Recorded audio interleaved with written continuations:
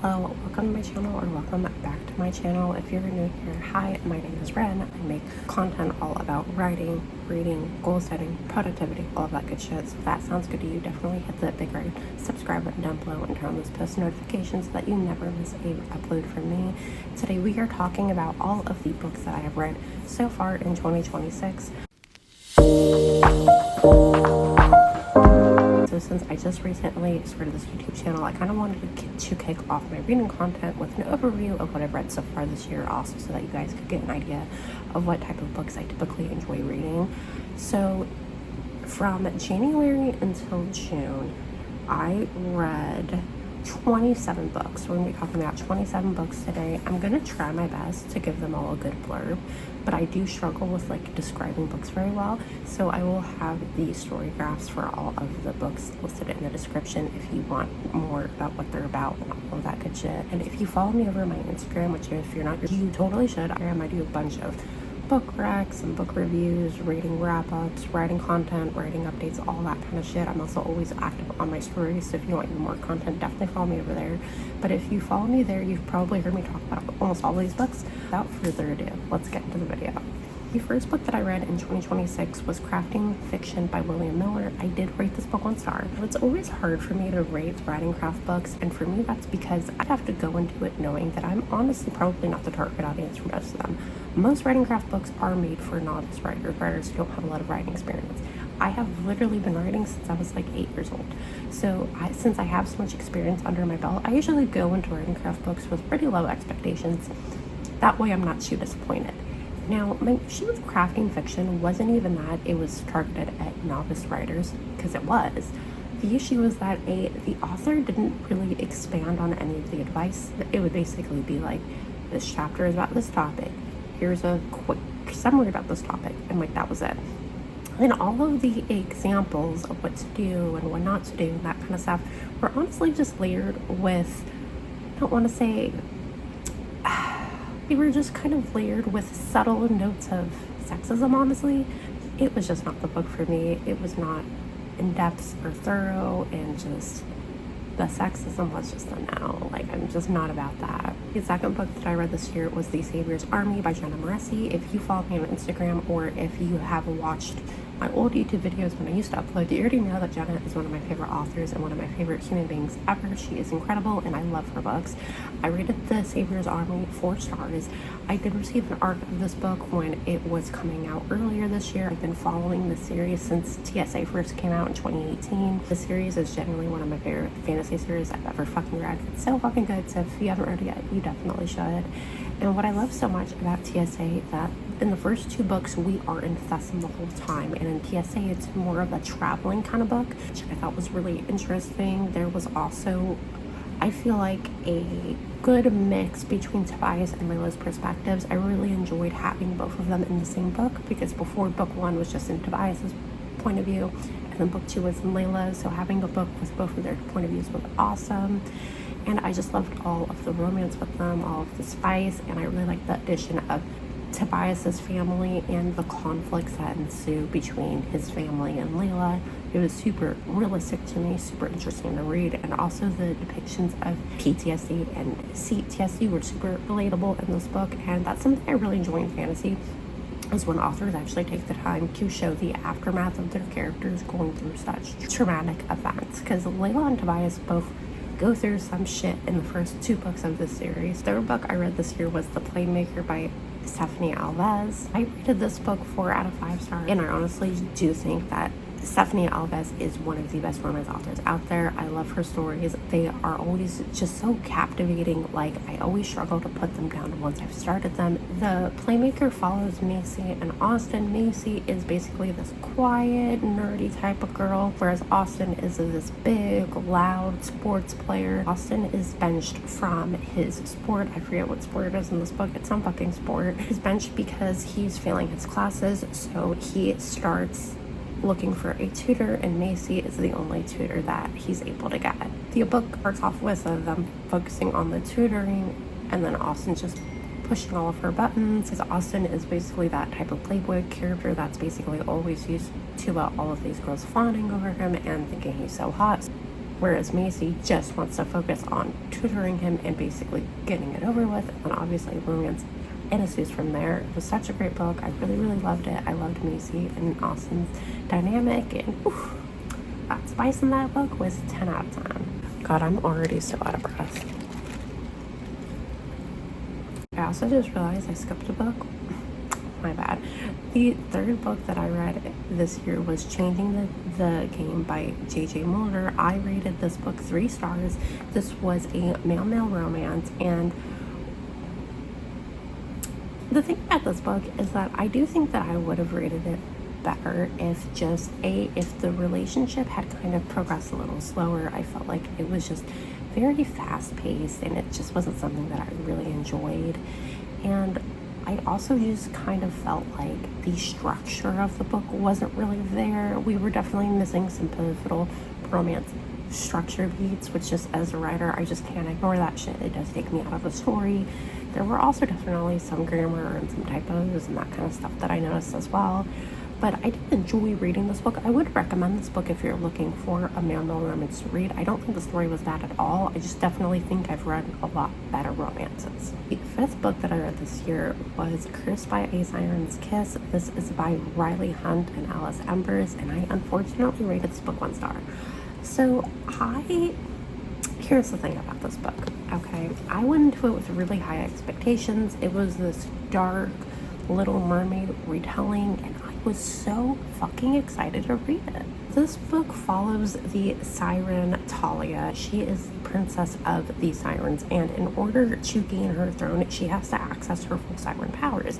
So she has to consume a human heart of someone that loves her, and then she's able to fully be a siren and have her full powers, and then is supposed to be, in theory, able to take over her father's throne. We also have Captain Kip, who has been cursed, and his goal is basically to break this curse. And I will say, for the first 15-20% of this book, I genuinely thought this was going to be a 5-star read. The first couple of chapters had beautiful writing, setup was amazing, all just went downhill. Real quick, I just want to say there were so many grammar errors from like the 25% mark up until the end of the book. There were just so many poor writing choices. Like, I felt like I was back in like the 2010 reading era where Twilight, his eyes shimmered and glimmered and sparkled. I don't know why, that just really fucking irked me. It's just one of my biggest pet peeves when I'm reading. But overall, my biggest issue with this book, the reason I rated this so low, because I rarely rate fantasy or romance books 1 stars. The biggest issue was that the plot and the romance clashed. Like, they did not work together. It did not feel like a fantasy romance. And I honestly just kind of felt like the writers of this book wanted it to be a fantasy romance, but didn't know how to incorporate it into the plot that they had made.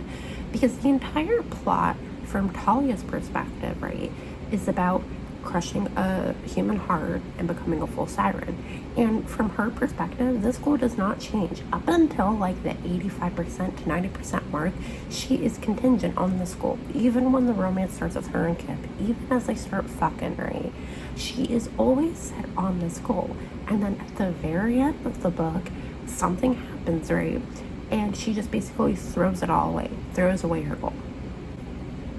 All because of a man. And I'm just sitting here like, 2 chapters ago, you were saying that you still have the same fucking goal. So, like, what the fuck? To be clear, I have 0 issues with a character's goals changing throughout the story. That is very common in a lot of books. But the issue is that you gotta show a progression, you know? You gotta have a reason, and it's gotta make sense for the character. For Talia's character, it made no fucking sense. She was such an independent, strong-willed, I don't need no man woman, and it just felt like she turned into a typical fantasy heroine that just wanted some dick, and I just don't get it. I don't. It's safe to say I was very disappointed by this book. I really thought I was gonna love it, and I did for the first 4th, and the rest of it was just shit. 6th book that I read this year was The Risk Taker, again by Stephanie Alves, and this is easily one of my favorite books I've read so far this year. It is such a fucking phenomenal story. I am still not over it. This book follows Nathan and Logan. It is Stephanie Alves' first male romance, and she did not disappoint one bit. She ate and she left no crumbs, okay? So the risk taker follows Nathan and Logan. Nathan is the son of the coach in the sports that they play. I always forget what fucking sport it is because I don't give a fuck about the sport. I just care about the romance. Okay. He is very level-headed, very much a type A, follows the rules, always straight in the straight lines type of guy, right? And then we have Logan, who is his polar opposite.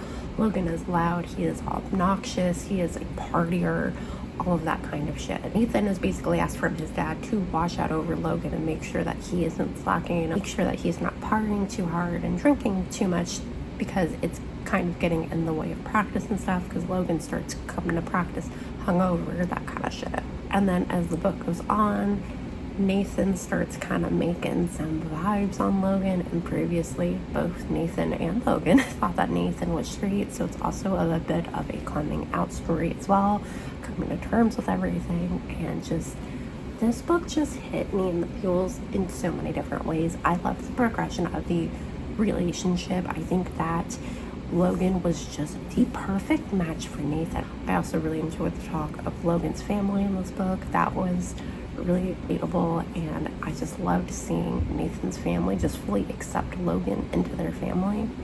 It was so sweet. It was so cute. I loved it. The 7th book that I have read this year was Body Check by Piper Cross. I read this book 1 star. This, I'm not even going to bother explaining. This was a book that was clearly written by AI. I read it. It was really shitty. I could tell it was AI because it basically constantly flipped like settings and plots. There were so many inconsistencies, and there were just so many signs of AI. And then I was reading reviews and looking at Reddit posts, and it was confirmed that this book was written by AI. So I gave it 1 star, and I'm not going to give it any more minute of my time on this video. Fuck AI, and honestly fuck any writers who use AI to write their books, because you ain't a fucking writer. Okay. 8th book I read this year was Boyfriend Material by Alexis Hall. And I'm going to be controversial and say that I rated this book 3 stars. So for anyone who doesn't know, Boyfriend Material follows Luke O'Donnell. He is basically recovering from a really bad press event, and he has to find a fake boyfriend to basically up his public image. In comes Oliver Blackwood, who's basically some type of lawyer, and they basically start fake dating, and then romance ensues. So as many of you may know, I am obsessed with Red, White, and Royal Blue by Casey McQuiston. I read it shortly after it came out. During that time, or shortly after whenever Boyfriend Material came out, a lot of people compared it to Red, White, and Royal Blue, said that it was very similar. I know a lot of people in the queer community love Boyfriend Material, and I honestly don't understand why. I did not get the chemistry between Luke and Oliver. I didn't think that they were a good pairing. I didn't think that their fights made sense. The pacing of the romance was off. I hated the writing. I did give it 3 stars because I did think that they had their cute moments. You know, it was kind of a vibe at a lot of points. Like, I did enjoy it. I didn't hate it. It's just there are so many jarring flaws in this book, and I honestly just don't get the hype. I really don't. The next book that I read was Father Material, also by Alexis Hall. This is the sequel to Boyfriend Material, the sequel that did not need to happen. I rated this book 1 star. I am not sorry about it. This book did not need to happen. This was absolutely a money grab. I don't care what anyone says. I truly think that this book did not need to exist. The entire point of Husband Material is about the talks of getting married, and they're planning a wedding. And then at the very end of the book, they don't get fucking married because they're like, oh, we don't have to do this just because our friends are doing it. Then what was the point of this fucking book? Like, genuinely, I was so irritated when I finished this book. Like, the beginning of it was fine, you know, like we got some conflict with Luke meeting Oliver's family, and there was a lot of talk about, you know, family issues and not having to be treated like shit with your family, which that I really resonated with. That I really liked. But then it's just the ending just fucking ruined this book for me. Because it's like, if they weren't going to get married, then what was the point of this fucking book? like literally what? The 10th book that I read this year was Pretty Pucked by Olivia M. Green. This book I did rate 3 stars, so, and this was one of those 3 stars where I did actually really enjoy this book. The reason that I gave this a 3-star instead of a 4-star, I was really torn in between the 2 ratings. I think my biggest 2 issues with this book was just the length / pacing, and then the writing itself. So as far as the story itself goes, it's basically about these 2 girls. One of them is a hairstylist, one of them is a hockey player, and the hairstylist is helping like the hockey player with like hair and makeup and stuff, because like there's this big charity event and romance basically ensues, right?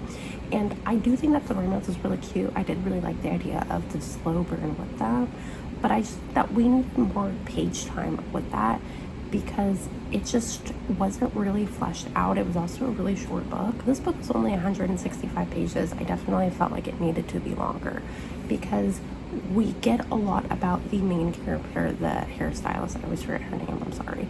And I really enjoyed reading from her perspective and all of the stuff that she had going on in her life, but there just wasn't enough there to fully be invested in the romance. And also, the writing style itself just was not it for me. There were a lot of dialogue conversations that did not feel like they needed to be there. There were definitely a lot of flaws in the writing. It was way too choppy for me. But it was a cute story. I think the idea was really cute. It was a cute story. It just needed more. We needed more from this book, I think.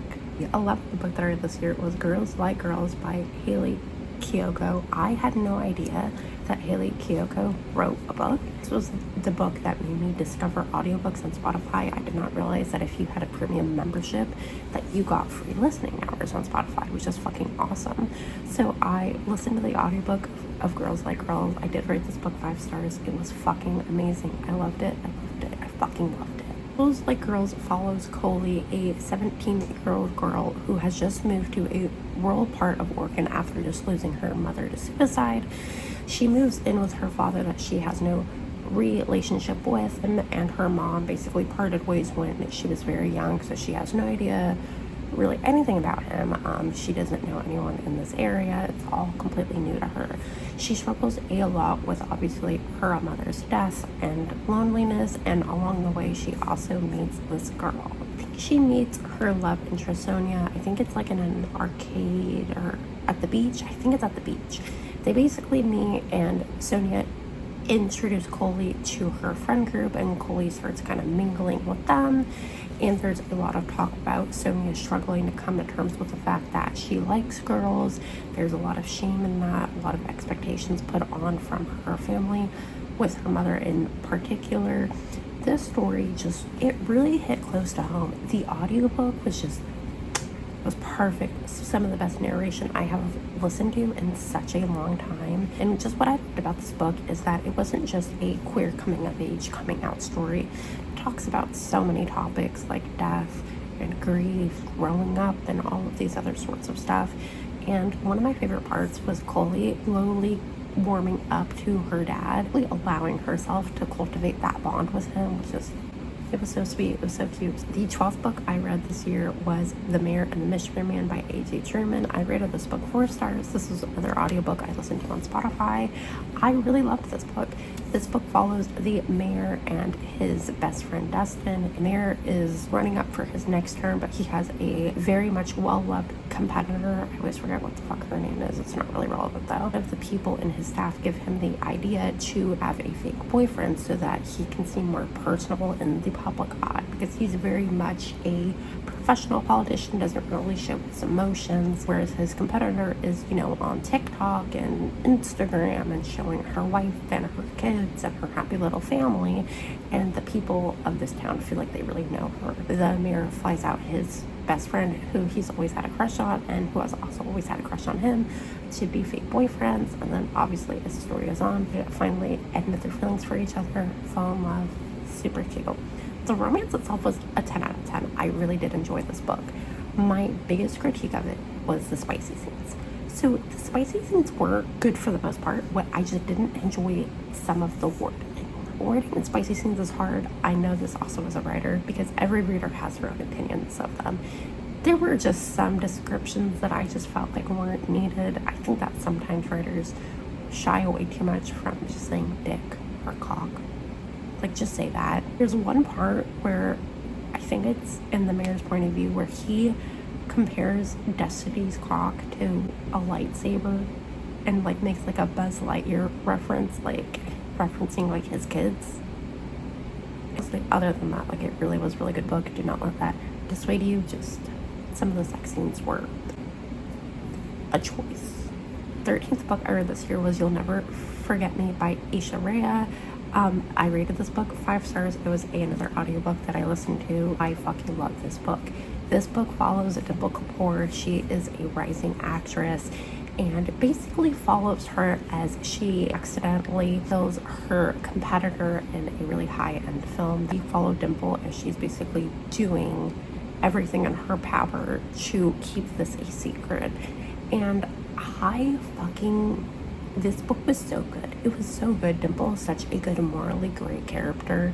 I really enjoy morally great characters, but especially in contemporary, because we don't see them very often in contemporary fiction. So when we get one, I'm just like, yes, give that shit to me. Give it to me right now.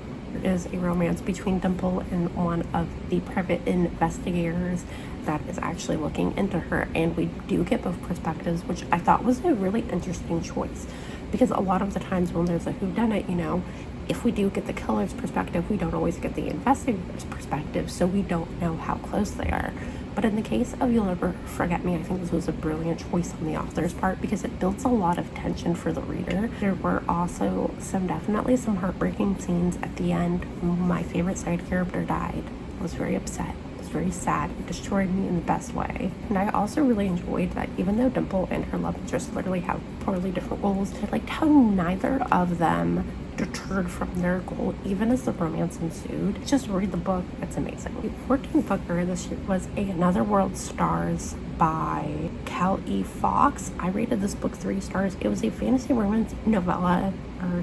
It was only 66 pages. I did enjoy this novella. I think that it was a really interesting world and dynamic. It's basically about this guy who accidentally gets transported to like a different universe type of thing. It's a portal fantasy. And then there is a romance between him and the prince of this fantasy world. And it does definitely have a bit of a tragic ending. It was really sad. I will say that while I did enjoy reading this, I just felt like this honestly could have been a novel. I really do think that if the romance and the worlds had just been fleshed out more, I think I would have really, really, really loved this. I just don't think that the length of this book made sense. I'm going to talk about the 15th through 19th book altogether really quickly. So I read the first 5 volumes of Heartstopper by Alice Oseman. Some of these were rereads, so I had already read previously volumes 1 through 3. I just fell off at volume 4. I used to keep up with Heartstopper on Webtoon when it was still just on Webtoon and volume 1 hadn't even come out yet. And I had read like super far ahead and shit, because I did recognize a lot of scenes in volume 4 that I had read before. I just kind of fell off of Heartstopper when I found out that volume 6 was coming out this year. I really wanted to read it, so I decided to reread all of the volumes. I had them on Libby, so I breezed through those in like 2 days. I just love Heartstopper so much. I know it is so overhyped now and everybody talks about it, and I'm so glad that it has gotten the recognition that it deserves. And it's just such a cute story, and I really do think that volumes 4 and 5 in particular are just so important. I really resonate with Charlie and his eating disorder and all of that kind of stuff. And I also resonated a lot with Nick when Nick goes through his gay panic and is thinking about, you know, if he's gay, bi, pan, whatever. And that is always just like such a cute thing to read about. And just, I love Heartstopper so much. It really does hold such a near and dear place in my heart. The 20th book that I read this year was Don't Want You Like a Best Friend by Emma R. Allman. I rated this book 5 stars. This started me on a nice little historical romance kick in June. Basically, this book is about Beth and Quinn both in the, I forget what it's called. It's like I know that a lot of people said this is very similar to, what is it called? Bridgerton.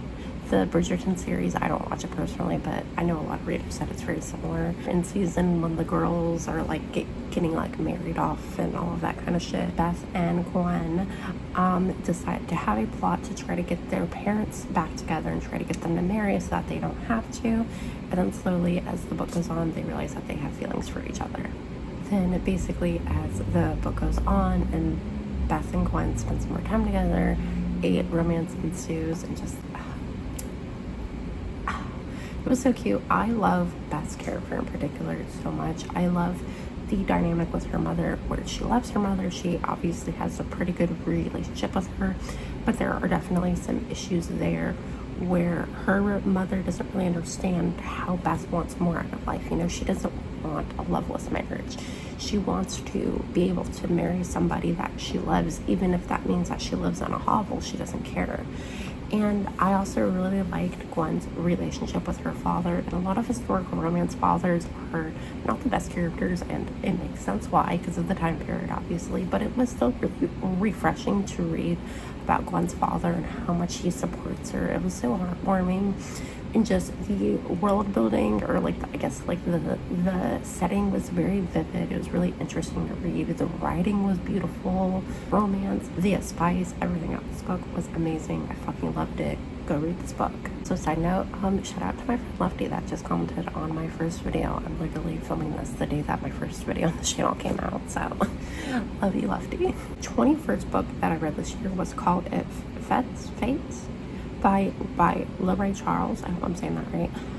I rated this book 3 stars. I thought this was a really cute romance. It was really short. It was about 257 pages. I think this is the only short book I've read this year that I didn't really have an issue with the length per se.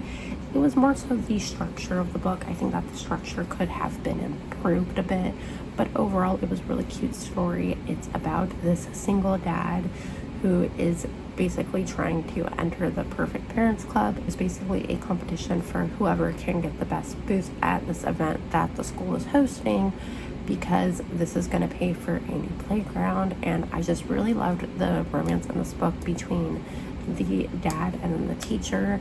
I thought it was really cute. I just loved the family dynamics in this book were really interesting to me. The main character definitely had a lot of family troubles, and it was really heartwarming to see how those got patched over the course of the book. The 22nd book I read this year was Genderqueer by Maya Kobab. This is a graphic novel, and I rated it 3 stars. So this book is basically a memoir. It follows the author kind of through their journey of realizing that they're non-binary and fiddling around with pronouns and like their presentation and that kind of stuff. This is a very acclaimed and very well-known graphic novel in the queer community, and I honestly just wish that I would have read this when I was a teenager. I think that if 16-year-old me had read this, I think that I would have fucking loved it. I think it would have meant a lot to me. It's just now that I'm 21, I'm turning 22 next month, and I've been out for so long, and it just wasn't something that really impacted me personally. The 23rd book that I read this year was Most Ardently by Cole Nova. It was another historical romance. I rated this book 5 stars. Okay, now I've read the reviews on this book, and I know that a lot of people did not like this book, and I genuinely could not fucking fathom why. This book was fucking phenomenal. This book was everything. This book like fucking healed something in me. Okay, so this book follows Oliver. He is a trans man, and this is set in like the Pride and Prejudice era. This is a Pride and Prejudice retelling of basically if whatever the fuck her name is, I don't even know. I never read Pride and Prejudice, okay? Don't shoot me. I don't know shit about this book. It's Elizabeth, I think. But basically it's if she was a trans man, basically, is the vibes of the book. There's Mr. Darcy and all of those other Pride and Prejudice characters. Now, I've heard a lot of people say that this book is not accurate, like to Pride and Prejudice. A lot of people felt like it wasn't a good retelling because some core, I guess, elements or themes of Pride and Prejudice weren't present. Now, I will say, if you haven't read Pride and Prejudice, and if you don't give a fuck about that, you'll probably love this book. But if you have, you might not. I don't know.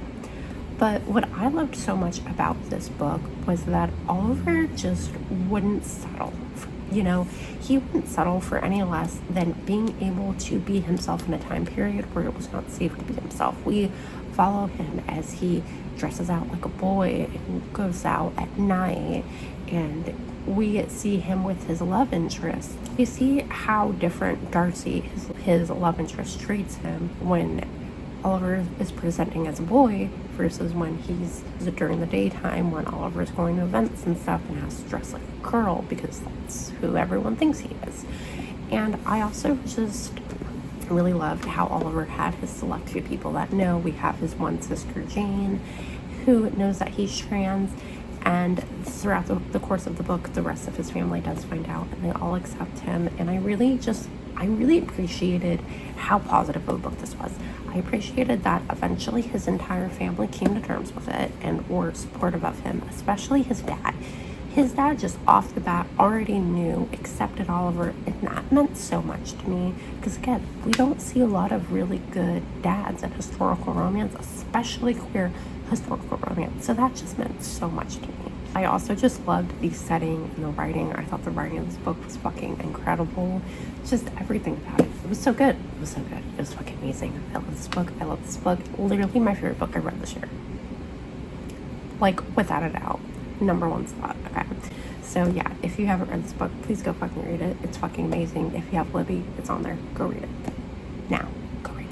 The 24th book I read this year was You're the Problem, It's You by Emma R. Alban. This was another 5-star read. This was the sequel to Don't Want You Like a Best Friend. Also, I just realized, side note about Don't Want You Like a Best Friend, by the way, a lot of people didn't like the ending of that book, but I had no issues with it.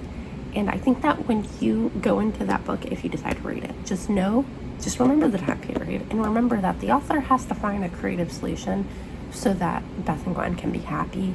And for the time period, the solution made sense. Here's the Problem, It's You follows Bobby Mason and James Demorovin.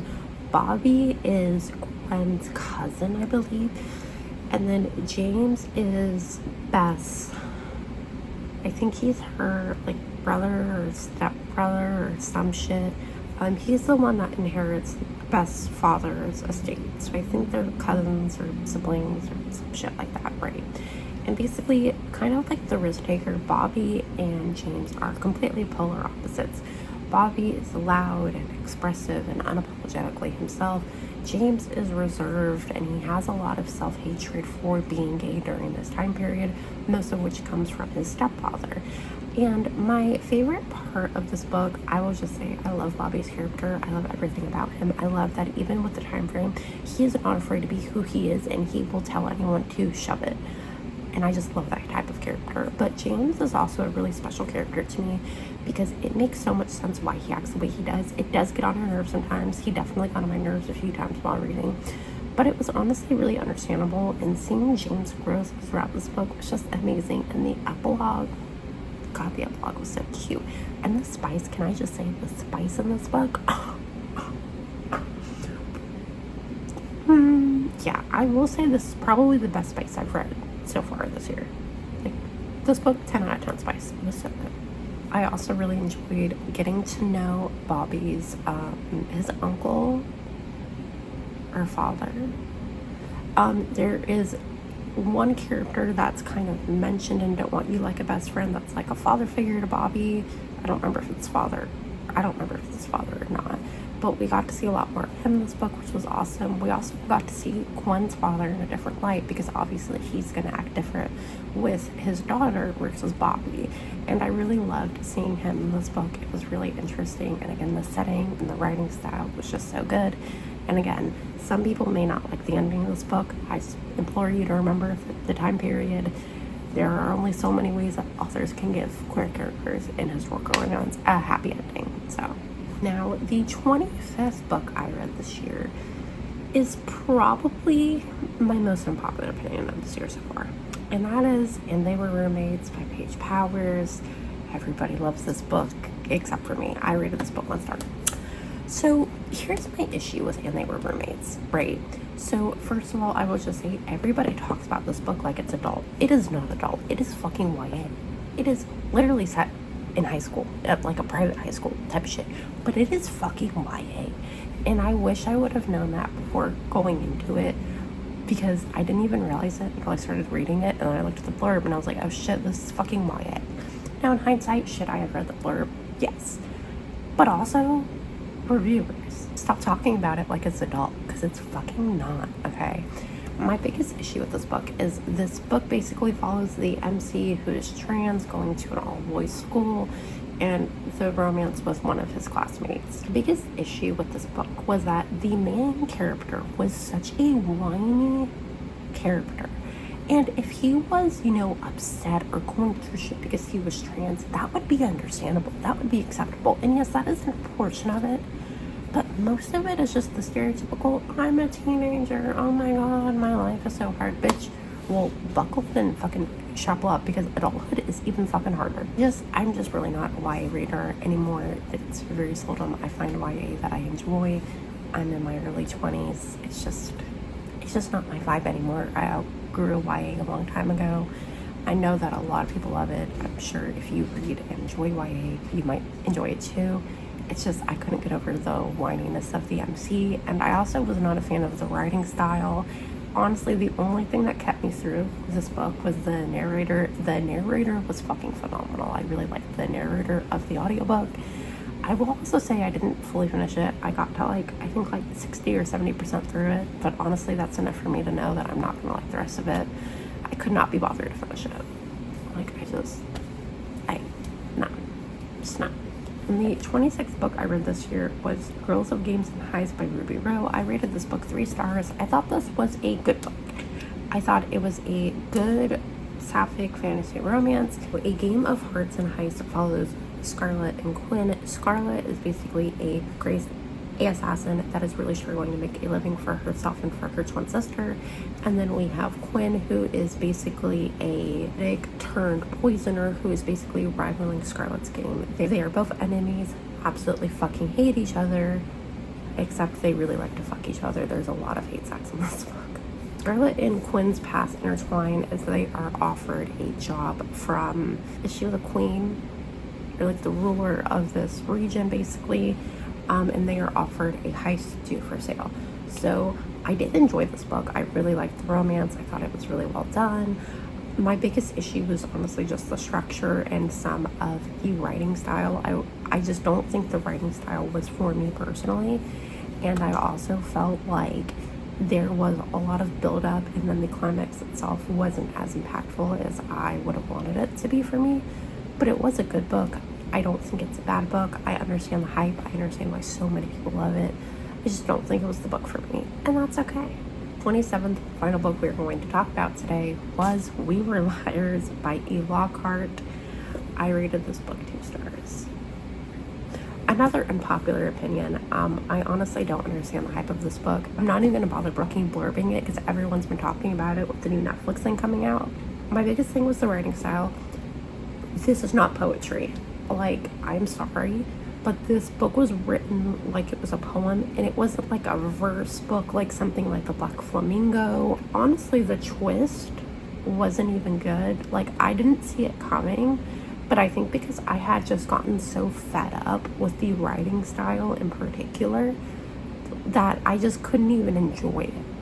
I just think that for some reason, and I don't even know how to articulate this properly, but something about the writing style of this book just made me not able to like anything else about it. I also had no attachment to the main character. I didn't really resonate or relate with her. I didn't really give a shit about her, to be honest. I couldn't stand her fucking family. It was so fucking stupid. I didn't like her love interest. I didn't like her friends. I didn't like any of it. So when I found out they all fucking died already, I was like, okay, that sucks. I just did not care about anyone in this book, and the writing style was just fucking atrocious. And my biggest thing was that she's so hung up on this guy when it's made perfectly clear that he doesn't give a fuck about her. It's made perfectly clear that he has a girlfriend and he does not care about her. With that being said, that is my wrap up.